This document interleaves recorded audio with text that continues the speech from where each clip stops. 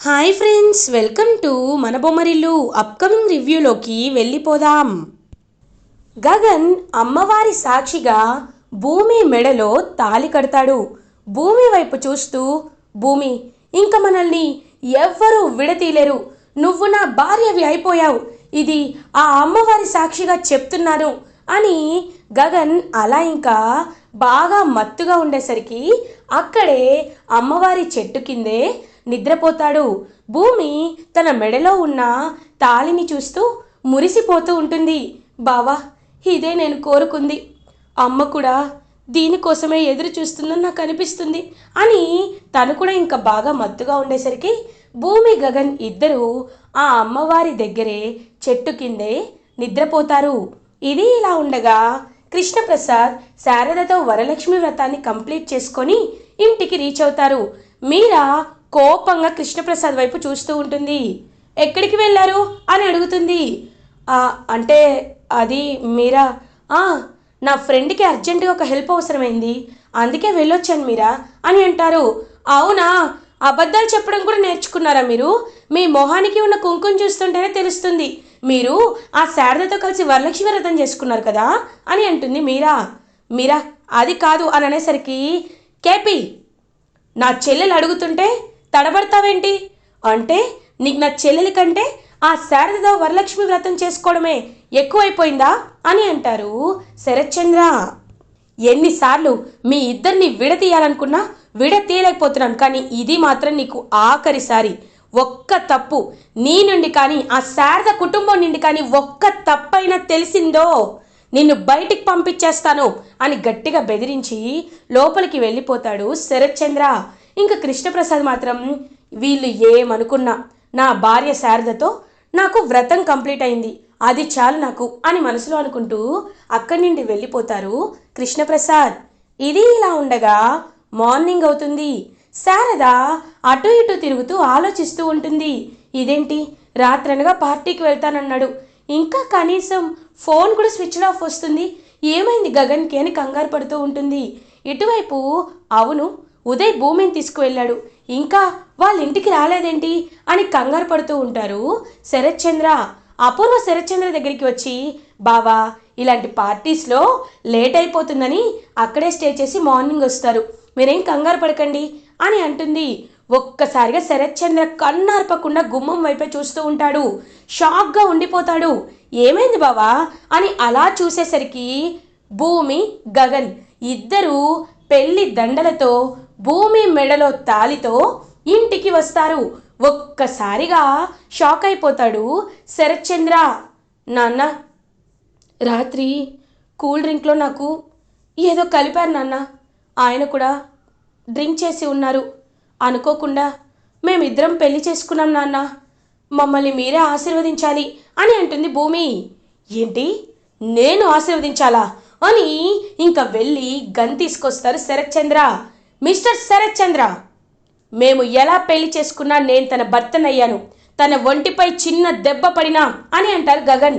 రేయ్, ఏంట్రా, నీ నాటకాలు బాగా వేస్తున్నావు కాబట్టి అవన్నీ కలలు నెరవేరాయని ఇప్పుడు సంబరపడిపోతున్నావా?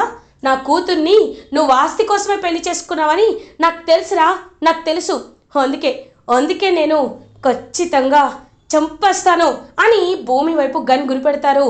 నాన్న, పెళ్లి చేసుకోవడం తప్పైతే చంపేయండి నాన్న, నన్ను చంపేయండి అని అంటుంది భూమి. ఇంకా వెంటనే గన్ పక్కన పడేసి చి అని లోపలికి వెళ్ళి భూమికి సంబంధించిన ఆస్తి పేపర్స్ అన్నీ తీసుకొస్తారు శరత్చంద్ర.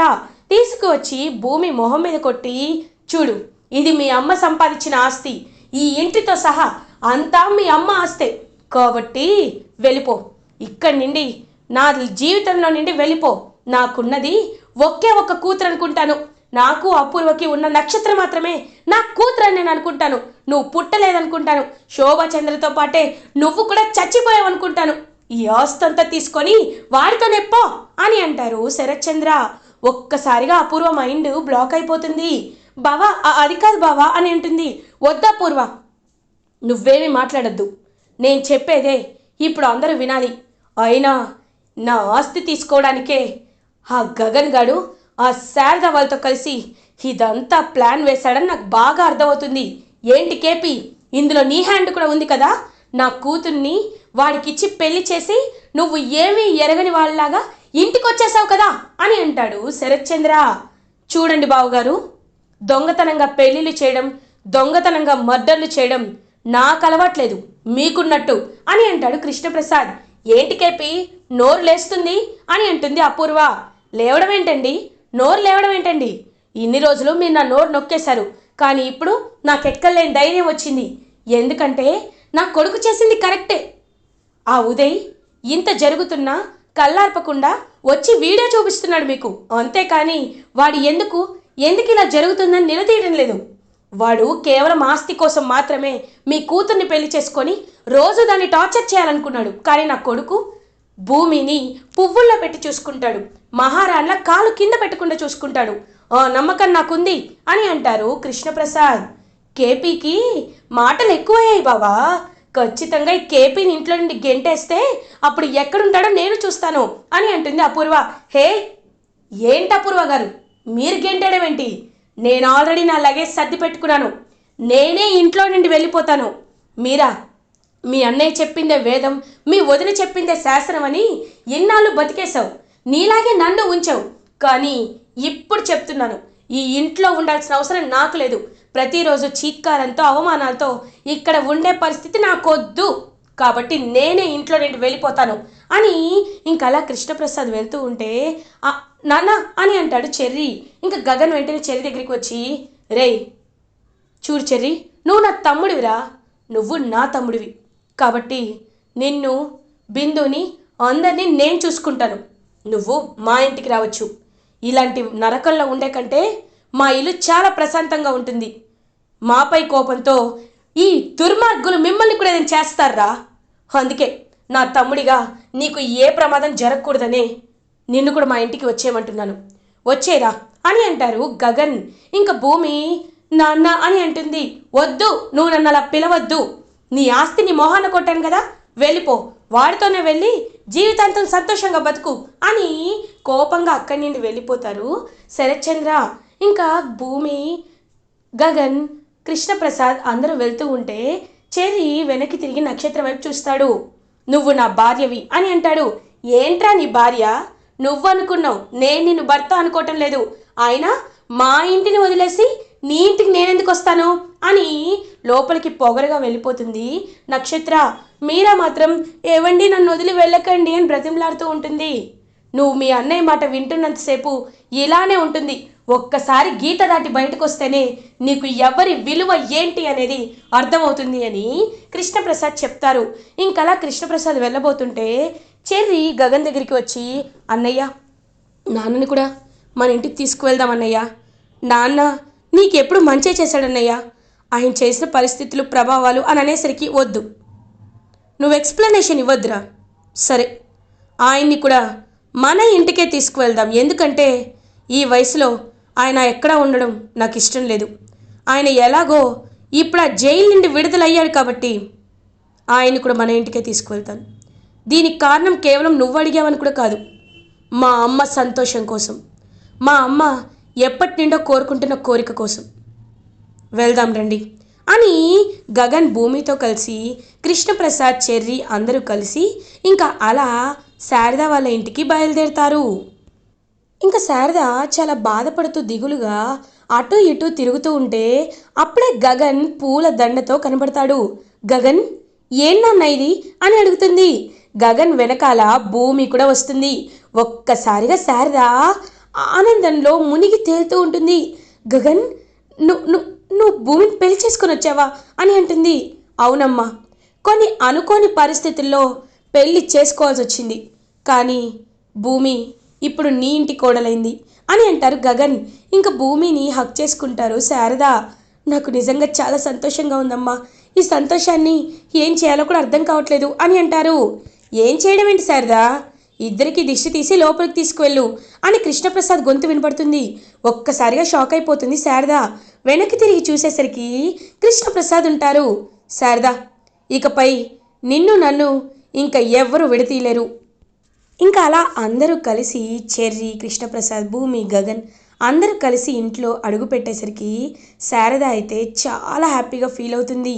ఇంకా పూరి కూడా అలా చూస్తూ ఉంటుంది. కృష్ణప్రసాద్ పూరి దగ్గరికి వెళ్ళి, పూరి బాగున్నావమ్మా అని అడుగుతారు. పూరి ఏమీ మాట్లాడకుండా లోపలికి వెళ్ళిపోతుంది. ఏవండి, అది ముందలా కోపంగానే ఉంటుంది, తర్వాత తర్వాత అర్థం చేసుకుంటుందిలే అని అంటుంది పూరి గురించి శారద. ఇంకలా గగన్ భూమి ఇద్దరు వాళ్ళ రూమ్కి వస్తారు. భూమి గగన్తో ప్రేమగా, బావా నువ్వు నన్ను పెళ్లి చేసుకుంటావని నిజంగా నేను తెలుసు, నాకు తెలుసు ఆ క్షణం వస్తుందని, కానీ ఈ విధంగా మన పెళ్ళవుతుందని అస్సలు అనుకోలేదు అని గగన్ని హక్ చేసుకోవాలనుకుంటే గగన్ వెంటనే భూమిని ఇంకా దూరం పెడతాడు. ఒక్కసారిగా భూమి షాక్ అవుతుంది. ఏంటి భూమి అంటే, నేను మత్తులో నీ మెల్లో తాళి కట్టాను, నువ్వు మత్తులో ఉన్నావు కాబట్టి కట్టించుకున్నావు, లేకపోతే నువ్వు ఉదయనే పెళ్లి చేసుకునేవాడివి కదా అని అంటాడు భూమితో గగన్. ఒక్కసారిగా భూమి షాక్ అయిపోతుంది. బావా ఏం మాట్లాడుతున్నావు బావా? చచ్చ లేదు, ఎలా అయినా పెళ్ళి ఆపేయాలని నేను డిసైడ్ అయ్యాను బావా, కానీ ఈలోపే అని అంటుంది. వద్దు భూమి వద్దు, నటించదు భూమి, నాకు తెలుసు మీకు మీ నాన్న అంటేనే చాలా ఇష్టం, మీ నాన్న ఎలాంటి వాడిని తీసుకొచ్చినా నువ్వు పెళ్లి చేసుకునేదానివి, ఏదో దేవుడు మన ఇద్దరికి రాసి పెట్టాడు కాబట్టి ఇలా మన పెళ్లి జరిగింది, నాకు తెలుసు భూమి అని అంటారు గగన్. బావా అది కాదు బావా. భూమి ఒకటి మాత్రం నిజం, అమ్మ సంతోషం కోసం నేను కింద నిన్ను భార్యగా అంగీకరించినట్టు నటించాను, కానీ నువ్వు నా భార్యవి అవ్వలేవు. నేను నిన్ను మనస్ఫూర్తిగా ప్రేమించాను నిజమే, కానీ నేను నీ మెల్లో తాళి కట్టిన సిచ్యువేషన్ అలా ఉంది కాబట్టి నిన్ను నేను భార్యగా అంగీకరించడానికి నాకు మనసు రావటం లేదు, కాబట్టి నువ్వు నాకు కొంచెం దూరంగా ఉండడమే మంచిది అని చెప్పి గగన్ అక్కడి నుండి వెళ్ళిపోతాడు. ఒక్కసారిగా భూమి పాపం షాక్లో ఉండిపోతుంది. ఇదంతా వింటాడనమాట చెర్రీ. అన్నయ్య ఆగు, ఏంటన్నయ్యా భూమి మనసును బాధ పెడతావా అని అంటారు. ఏరా చెర్రీ నువ్వు కూడా అని అంటారు. అన్నయ్య ఇంత వచ్చాక కూడా నీకు నిజం చెప్పకుండా ఉండలేకపోతున్నాను. అసలు భూమి ఎవరో తెలుసా? చిన్నప్పుడు నువ్వు కాపాడుకున్న ప్రాణమే భూమి అనే విషయం నీకు తెలుసా? ఆ టెడ్డీ బేర్కి నువ్వు అంత అటాచ్ ఎందుకు అయ్యావంటే అది నిజంగా నీ సిరిమూవని కాపాడిన టెడ్డీ బేరే కాబట్టి. భూమి నాతో కలిపి ఎంత బాధపడిందో తెలుసా అన్నయ్య నీకు? నిన్ను దక్కించుకోలేకపోతున్నానని ఆ ఉదయ్ తనకి క్లోజ్గా మూవ్ అవుతున్నాడని, నాన్న మాటని కాదనలేకపోతున్నానని తన మనసులో ఎంతలా తపన పడిందో, నిన్ను పెళ్లి చేసుకోవాలని ఎంతలా కోరుకుందో అక్కడ ఉన్న నాకు తెలుసు అన్నయ్య, ఇక్కడ ఉన్న నీకు తెలీదు. ఎందుకంటే భూమిని కళ్ళతో దగ్గరుండి నేను చూశాను కాబట్టి నువ్వు ఇంకా భూమిని దూరం పెట్టడంలో అర్థం లేదన్నయ్యా. భూమి నాన్న మాటకి తల వంచింది, అంతేకాని నీపై ప్రేమ లేదని కాదన్నయ్యా. ప్లీజ్ ఇప్పటికైనా భూమి నీ సిరి మువ్వ అని తెలుసుకున్నా కూడా నువ్వు నీ భూమిని బాధ పెట్టకూడదు అని అంటారు. ఒక్కసారిగా షాక్ అయిపోతాడనమాట గగన్. అంటే నేను చిన్నప్పుడు కాపాడిన సిరిమువ్వ అని అంటారు. అవునన్నయ్య భూమిని అని అంటారు చెర్రీ. ఒక్కసారిగా షాక్లో ఉండిపోతాడు గగన్. ఇంకలా ఈ విషయాన్ని అమ్మతో చెప్పాలి అని వెళ్తూ ఉంటే అప్పుడే శారద అండ్ కృష్ణప్రసాద్ మాట్లాడుకుంటూ ఉంటారు. ఏవండి నిజంగా నాకు చాలా సంతోషంగా ఉందండి, మీరు నా ఇంటికి రావడం అది చాలా అని అంటుంది. చూడు శారద, గగన్ నిలువెత్తు బంగారం, అలాంటి బంగారాన్ని కన్నందుకు నాకు చాలా గర్వంగా ఉంది. నిన్ను ఈగ కూడా వాళ్ళనివ్వకుండా చిన్నప్పటి నుండి చూసుకున్నాడు. నా స్థానంలో నేను చేయాల్సిన పనులన్నీ వాడు చేశాడు. నిజంగా గగన్ భూమి ఒకటయ్యారు, ఇద్దరి పెళ్లి జరిగింది. ఆ శరత్ చంద్ర అనే కఠిన కారాగారం నుండి నాకు విడుదల దొరికింది. ఇకపై వాళ్ళు సంతోషంగా ఉండడమే మనం కోరుకునేది. మన ఇద్దరం ఎప్పటి నుండో కోరుకుంది కూడా అదే కదా. మన కోసమే భూమి ఆ రోజు పెళ్లి పీటలపై కూడా పెళ్లి ఆపేసింది, మనం కలవడానికి, మనం భార్యాభర్తలుగా ఉండడానికి. ఈ విషయం ఎప్పటికైనా గగన్కి తెలియాలి అని అంటారు. అదంతా విన్న గగన్, అంటే మా అమ్మని ఆయన్ని మా అమ్మని ఆయన్ని కలపడానికి భూమి నాతో పెళ్ళి కాదనుకుందా, తనలో ఎలాంటి స్వార్థం లేదా అని పాపం చాలా బాధపడతాడు గగన్. లేదు, ఎలా అయినా భూమిని బాగా చూసుకోవాలి అని హ్యాపీగా ఫీల్ అవుతాడు గగన్. అప్పుడే శారద వచ్చి, గగన్ నాన్న నీతో విషయం మాట్లాడాలిరా, ఇవాళ మన ఇంట్లో సత్యనారాయణ వ్రతం పెట్టుకుందాం. నువ్వు భూమి కూర్చొని వ్రతాన్ని చేస్తే ఇంక మీకు ఎలాంటి అపాయాలు కలగవు, మీ బంధం ఇంకా బలపడుతుంది అని సత్యనారాయణ వ్రతానికి అన్ని ఏర్పాట్లు చేస్తుంది హ్యాపీగా శారద. ఇది ఇలా ఉండగా మీరా చాలా ఏడుస్తూ కుప్ప కూలిపోతుంది. అప్పుడే నక్షత్రం మీరా దగ్గరికి వచ్చి, అత్తయ్య నాకు ఏదో ఒకటి తినాలనిపిస్తుంది, వెళ్ళి బిర్యానీ చేయండి అని అంటుంది. ఒక్కసారిగా చేతిలో ఉన్న ప్లేటు విసిరి కొడుతుంది మీరా. బుద్ధి లేదా నీకు? కొంచెం కూడా ఎలా మాట్లాడాలో కూడా తెలీదా? ఇక్కడ నేను నా భర్త వెళ్ళిపోయాడని ఏడుస్తుంటే కనీసం నీ భర్త వెళ్ళిపోయాడని నీకు కొంచెం కూడా బాధ లేకపోతే నువ్వేం భార్యవి అని అడుగుతుంది మీరా. ఒక్కసారిగా నక్షత్ర, ఏంటత్తయ్యా నాపై అరుస్తున్నావు అని అంటుంది. అరవాలా చంపాలా? అయినా తప్పు నీది కాదు, మీ అమ్ముంది కదా ఆవిడది అని అపూర్వ దగ్గరికి వెళ్తుంది మీరా. శరత్చంద్ర, అమ్మా మీరా ఎందుకమ్మా ఏడుస్తున్నావు? ఏడవద్దు అని అంటారు. ఊరుకో అన్నయ్య, నా భర్తని వెళ్ళిపోయేలా చేశారు మీరిద్దరు కలిసి. అయినా నువ్వు ఈ అపూర్వ మాటలు వదిన మాటలు విన్న తర్వాత నిండే ఇలా తయారయ్యావన్నయ్యా. నేను మొదటి నుండి అంతా ఆలోచించుకున్నాను. వాళ్ళిద్దరూ దూరంగానే ఉన్నారు. మీరే వాళ్ళకి అవమానాలు చేసి చేసి ఆయన మనసుని రాయి చేసేశారు. అంతా ఈ దరిద్రగొట్టు అపూర్వ వల్లే వచ్చింది అని అంటుంది మీరా. ఏయ్ మీరా అని అంటుంది అపూర్వ. చాలేవమ్మా, నోరు మూసుకో. అయినా నువ్వు నీ భర్తతో బాగానే ఉన్నావు, నేనే కదా నా భర్తకి దూరంగా, నా కోడలు నక్షత్ర చెర్రికి దూరంగా ఉంటున్నారు. మీరెన్నైనా అనుకోండి, నా భర్తని వదిలి నేను ఉండలేను. ఏదో ఒకటి, ఆ శారద కాకపోయినా గగన్ ఒక అందుకు మంచివాడే. నేను వెళ్ళి వాళ్ళ గుమ్మం ముందు నిలబడితే నన్ను మర్యాదగానే చూసుకుంటాడు. మీలాంటి నీచుల ఇంట్లో ఉండే కంటే వాళ్ళ ఇంటికి వెళ్ళడమే మంచిది అని అలా ఇంకా బ్యాగ్ సర్దుకొని మీరా వెళ్ళిపోతూ ఉంటుంది. అమ్మ మీరా ఆగమ్మా అని అంటారు శరత్చంద్ర. నీకు నమస్కారం అన్నయ్య, నువ్వు ఇంకా ఈ అపూర్వ మాటలే వింటూ కూర్చో అని అలా వెళ్ళిపోతుంది మీరా. ఒక్కసారిగా శరత్చంద్ర కుప్ప కూలిపోతాడు. బావా ఏంటి బావా, నువ్వు ఇలా కృంగిపోవద్దు బావా, నా దగ్గర ఒక ఐడియా ఉంది. చూడు బావా, ఇష్టం లేని పెళ్లి చేసుకుంటే కొంతమంది తల్లిదండ్రులు ప్రాణాలు తీసేంత వరకు వెళ్తున్నారు బావా. నీ పరువు తీసింది. ఉదయ్తో తన పెళ్ళి జరగాలి అని అంటే నీ పరువు అంతా తీసి నిన్ను కాదని వాడిని పెళ్లి చేసుకుంది. అలాంటి భూమి బ్రతకడం అవసరమా బావా అని అంటుంది అపూర్వ. ఒక్కసారిగా శరత్చంద్ర అపూర్వ వైపు చూస్తాడు. అపూర్వ అని అంటాడు. అవును బావా, నేను చెప్పేది ఒకసారి ఆలోచించు. భూమిని చంపించేద్దాం. అపూర్వ, భూమిని చంపడం ఏంటి అని అంటారు శరత్చంద్ర. చూడు బావా, నువ్వు పరువే ప్రాణంగా బ్రతుకుతున్నావు. ఇప్పుడు నలుగురిలో నీ పరువు తీసి నువ్వు చనిపోయినట్లే చేసింది ఆ భూమి. పరువు లేని మనిషి ఉంటే ఎంత పోతే ఎంత బావా.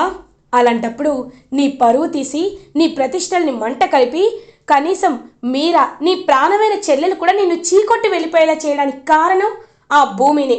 కాబట్టి నువ్వు చూస్తూ ఉండు బావా, నేను ప్లాన్ వేస్తాను. ఆ భూమి చనిపోయాక ఆ నిందంతా గగన్ గాడిపై వేసేసి ఆస్తి కోసమే వీడిలా భూమిని ట్రాప్ చేశాడు.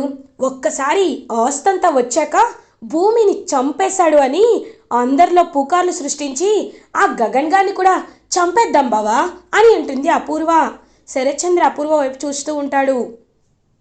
సరే, నేను సైలెంట్గా ఉంటాను. ఒకటి మాత్రం నిజం, వాడు ఉండకూడదు అని అంటారు శరత్చంద్ర. నేనున్నాను కదా బావా, నేను చూసుకుంటాను, నువ్వు మాత్రం ఏమీ మాట్లాడద్దు. భూమి అయిపోయావే నా చేతిలో అని మనసులో అనుకుంటుంది అపూర్వ. ఇటువైపు భూమి గగన్ల సత్యనారాయణ వ్రతం హ్యాపీగా జరుగుతూ ఉంటుంది. ఇలా ఎపిసోడ్ ఎండ్ అవుతుంది. ఫర్ ఎపిసోడ్ రివ్యూస్ ముందుగా మీకు కావాలి అనుకుంటే మా ఛానల్ని సబ్స్క్రైబ్ చేసుకోండి. Thanks for watching.